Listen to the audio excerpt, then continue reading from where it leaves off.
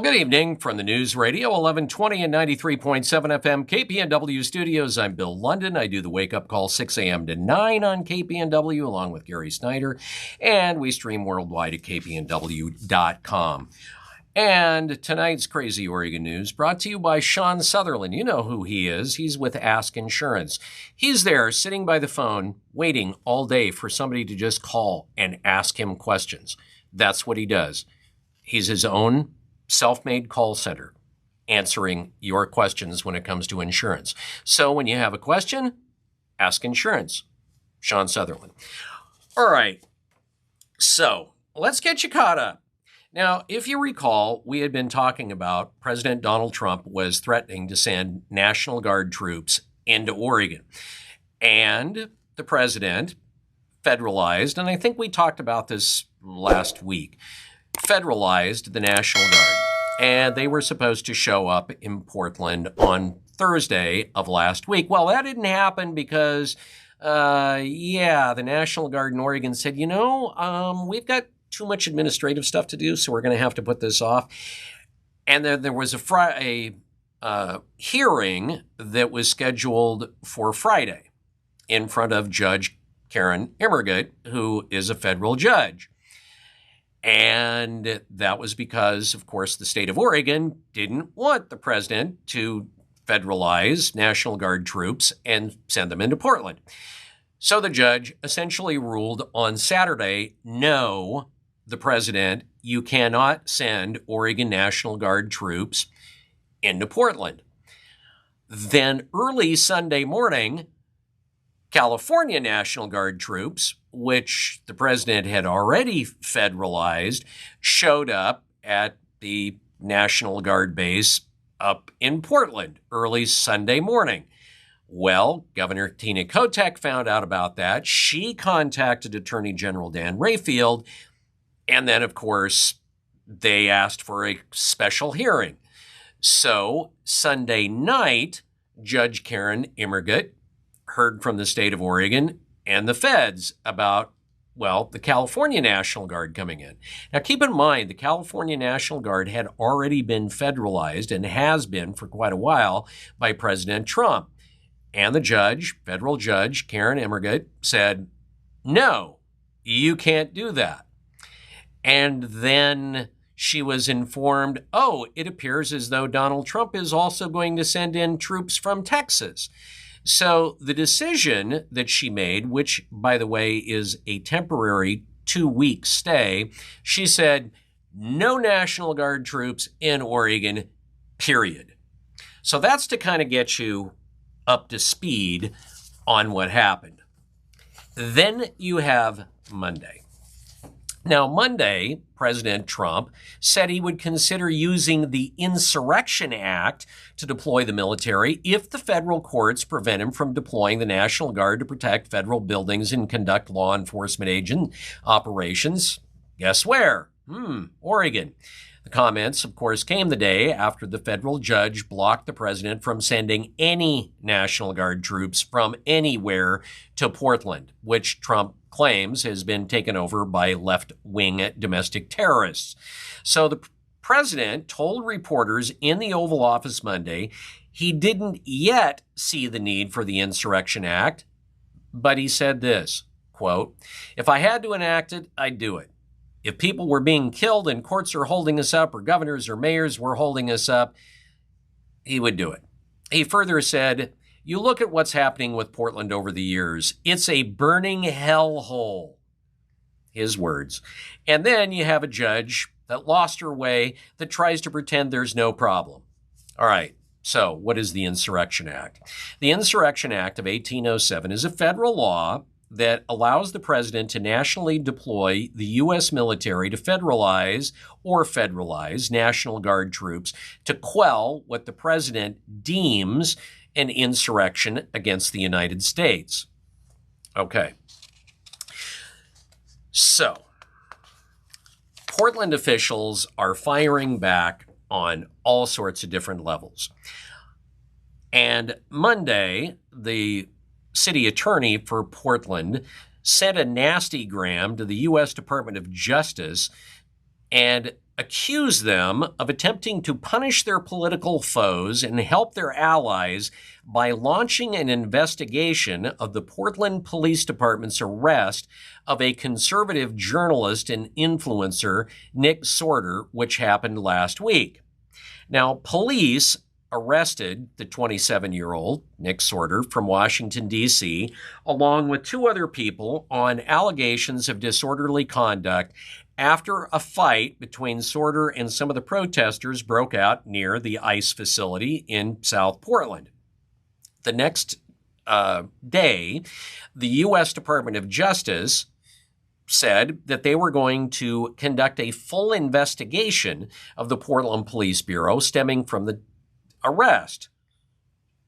All right. So, in a very pointed nasty gram, City Attorney Robert Taylor, shall we say, appealed to the nation's top law enforcement officials to prioritize Americans' constitutional rights, including the right to free speech, above, quote, allegiance to a president who is untethered to the facts. That's what he wrote. Robert Taylor also said, does the Civil Rights Division of the U.S. Department of Justice care about the Constitution anymore? Many in Portland and across America have reason to be concerned about the answers to that question.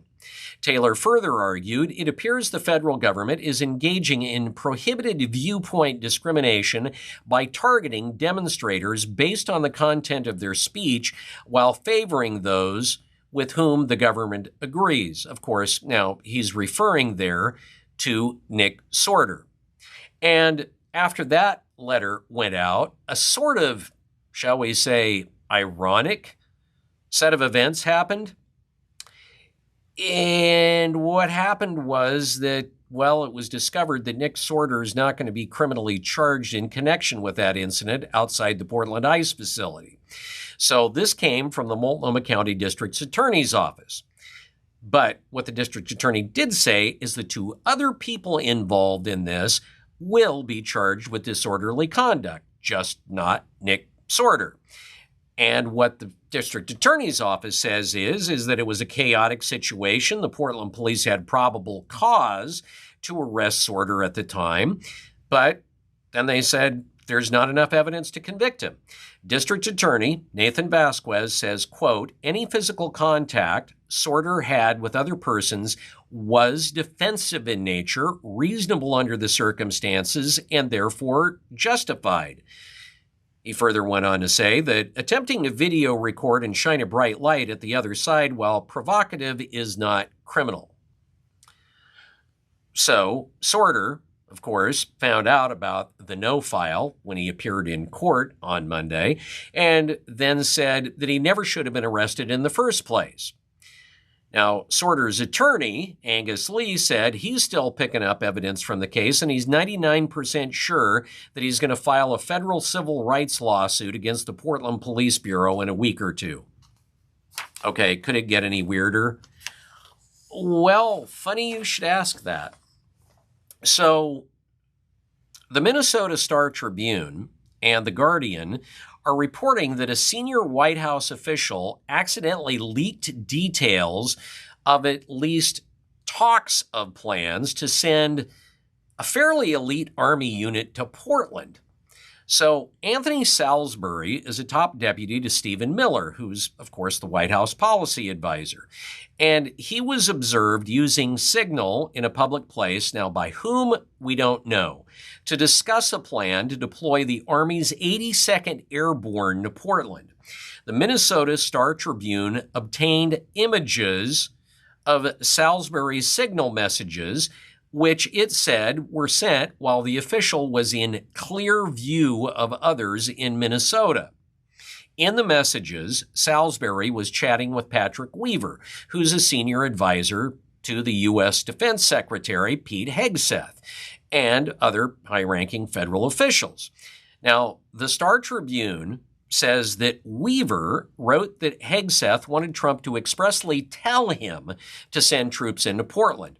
In one of the images, one message said, between you and I think Pete just wants the top cover from the boss if anything goes sideways with the troops there. That was from Weaver.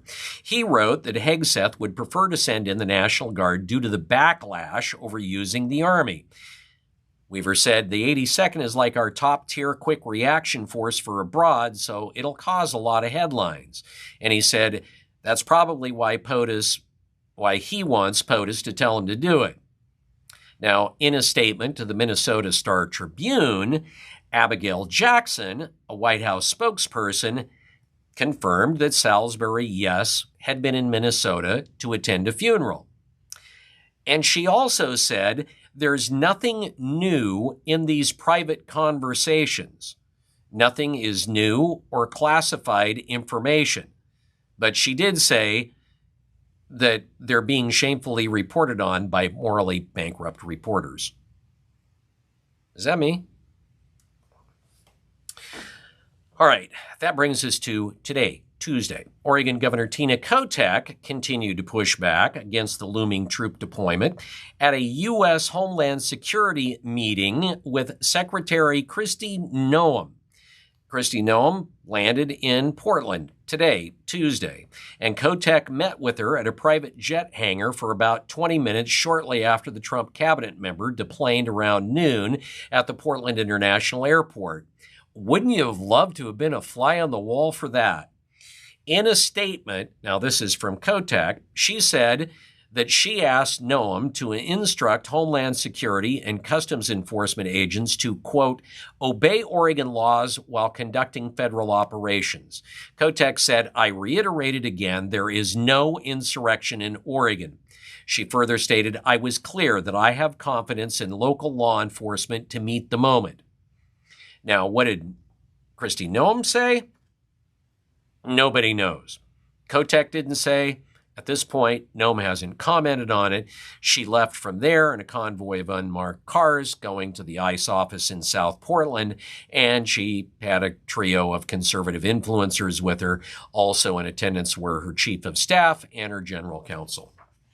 Okay, so that's all about, what did the president call it, a burning hellhole that we know as Portland. So this, I think, is viable wherever you happen to be watching this particular little video cast. But it comes to us from Jackson County, Oregon, and in particular, the Jackson County Sheriff's Office. And this is something that could happen anywhere. And I have to say, this, when you think about it and you visualize it, particularly if you're a parent, this is absolutely freaking frightening. Now, the Jackson County Sheriff's Office sent out a critical public safety alert in Jackson County, Oregon, which encompasses Medford, I think Ashland, and a few other towns in southern Oregon down by the California border. And what they were referring to was something they were calling an egregious scam.